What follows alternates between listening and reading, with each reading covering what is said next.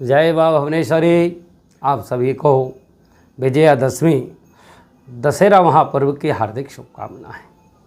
इस बार विजयादशमी यानी दशहरे का पर्व 12 अक्टूबर 2024 को विशेष रूप से मनाया जा रहा है। 12 अक्टूबर को प्रातः 10:58 के बाद दशमी तिथि लगेगी और इस दिन सभी को गिले शिकवे भुला करके एक दूसरे से मिलना चाहिए।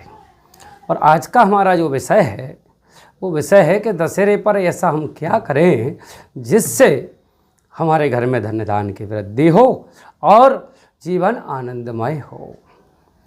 देखिए, बुराई पर अच्छाई की जीत यानी भगवान राम ने जब श्री लंका पर विजय की तो लंका की विजय के बाद यानी कि दीपावली पर्व के 21 दिन पहले दशहरा महापर्व मनाया जाता है। और इधर नवमी तिथि के बाद यानी कि अश्विनी शुक्ल पक्ष की नवमी तिथि के बाद दशहरा आता है। तो इसके बीच में ऐसा क्या हुआ कि किस दिन पहले ही दशहरा क्यों मनाया गया, इसके बारे में मेरे अगले वीडियो को आप अवश्य देखें। बड़ी आश्चर्यजनक बात आपको बताऊंगा। आज बात कर रहे हैं हम दशहरा पर्व की। दशहरे के दिन अगर प्रातःकाल आपको नीलकंठ के दर्शन हो जाते हैं तो निश्चित रूप से आपका पूरा वर्ष बहुत ही उत्तम जाता है।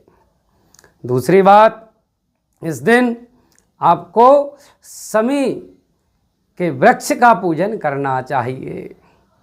शमी वृक्ष का पूजन करके उसकी कुछ पत्तियां ला करके भगवान को अर्पित करें तो भी आपको बहुत लाभ प्राप्त होगा। साथ ही एक बहुत बढ़िया प्रयोग मैं आपको बता रहा हूँ, इस प्रयोग को अवश्य करें। ये आजमाया हुआ प्रयोग है और जिसने भी ये प्रयोग किया है उसको निश्चित रूप से उसकी कामनाएं सिद्ध हुई हैं। क्या करें, जब रावण दहन हो जाए तो रावण दहन के पश्चात आप अपने घर आएं और घर आ करके फिर कुछ गुप्त दान करें। दिखना नहीं चाहिए आप क्या दान कर रहे हो। गुप्त दान का विशेष महत्व है। दीपक लगा करके भगवान के सामने, श्री राम के सामने भोग लगाएं, राम दरबार के सामने, और फिर गुप्त दान करें।